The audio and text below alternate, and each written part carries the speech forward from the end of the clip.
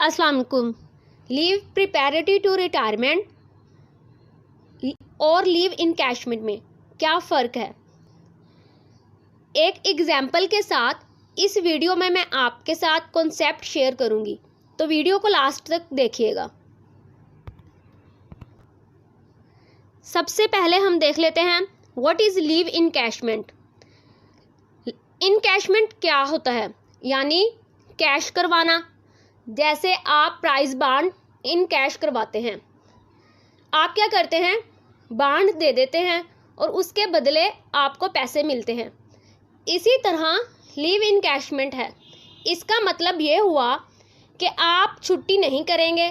जो छुट्टियां आपकी बन गई हैं, जिसे अर्न्ड लीव जो पर ईयर होती हैं, वो आपकी जमा है और आप छुट्टियां नहीं अवेल कर रहे। आप अपनी लीव्स सरेंडर कर रहे हैं। इसके बदले डिपार्टमेंट को आपको लीव इनकैशमेंट देना पड़ेगी। यानी रिटायरमेंट के करीब कोई भी गवर्नमेंट एम्प्लॉयर जिसकी लीव्स बाकी हैं, वो लीव्स नहीं ले रहा, तो गवर्नमेंट उसको कहती है कि आप इसके इवज़ अपनी ड्यूटी पर जाएं और लीव इनकैशमेंट ले लें। तो लीव इनकैशमेंट में उस गवर्नमेंट एम्प्लॉयर को ड्यूटी पर जाना होगा। लीव इनकैशमेंट में ज़्यादा से ज़्यादा 365 डेज़ की सैलरी जो बेसिक होगी वो मिलेगी, बाकी अलाउंस नहीं मिलेंगे। अगर 365 डेज से ज़्यादा छुट्टी पड़ी है तो वो बाकी दिन ज़ाया जाएंगे।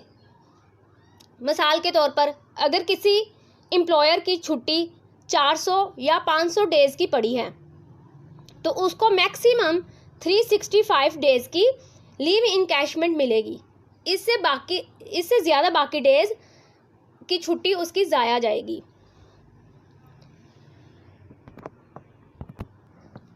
अगर 365 डेज से कम लीव पड़ी है उसके लीव बैलेंस में, तो उसको उतने दिन की छुट्टियों की लीव इनकैशमेंट मिलेगी। सपोज अगर 270 डेज़ की लीव पड़ी है किसी एम्प्लॉयर की कम से कम, तो उसको 270 डेज़ की लीव इनकैशमेंट का वो हकदार होगा। अगर किसी की लीव 365 डेज़ मतलब 365 दिन, एक साल की लीव पड़ी है और उसने लीव इनकैशमेंट ले ली है, तो उस दौरान वो सी लीव ले सकता है, जो कैजुअल लीव्स होती हैं। इसके अलावा अगर वो 60 डेज़ की मेडिकल लीव या कोई दूसरी लीव लेता है, तो उसकी सिर्फ 305 दिन की लीव इनकैशमेंट मिलेगी, बाकी 60 डेज़ की लीव इनकैशमेंट नहीं मिलेगी। मतलब मैक्सिमम 365 डेज़ की लीव इनकैशमेंट थी, लेकिन उस दौरान उसको एमरजेंसी में 60 डेज़ या कुछ 20 डेज़ की लीव लेना पड़ गई, तो उसके वो डेज़ माइनस कर दिए जाएंगे और बाकी डेज़ की लीव इनकैशमेंट उसको मिलेगी। लीव इनकैशमेंट के पीरियड के दौरान उसके जो जून में स्केल रिवाइज्ड होंगे वो भी शामिल किए जाएंगे उसकी बेसिक पे में। और इसके अलावा दिसंबर में जो इंक्रीमेंट लगेगी, तो उस गवर्नमेंट एम्प्लॉयर की इंक्रीमेंट में शामिल की जाएगी। Leave preparatory to retirement, retirement की तैयारी की छुट्टी।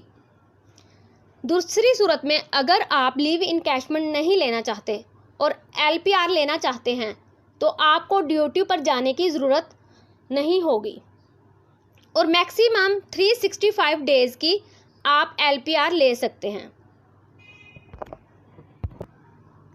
LPR में आप ठीक रिटायरमेंट के दिन घर बैठे रिटायर हो जाएंगे। अगर आपकी छुट्टी 365 डेज़ की पड़ी है, तो आप ठीक रिटायरमेंट से एक साल पहले LPR पर जा सकते हैं। LPR में आपको कन्वेंस अलाउंस के अलावा बाकी पूरी पे मिलेगी और एनुअल इंक्रीमेंट भी शामिल होंगी। अगर आपकी लीव 365 डेज से कम पड़ी है, तो आपको उतने दिन की LPR ले सकते हैं। मसलन अगर आपकी लीव 270 डेज़ की पड़ी है तो आपकी LPR 270 डेज़ की ही बनेगी और आप 270 दिन की लीव के हकदार होंगे। इससे पहले आखिरी साल बाकी दिन आपको ड्यूटी पर जाना पड़ेगा।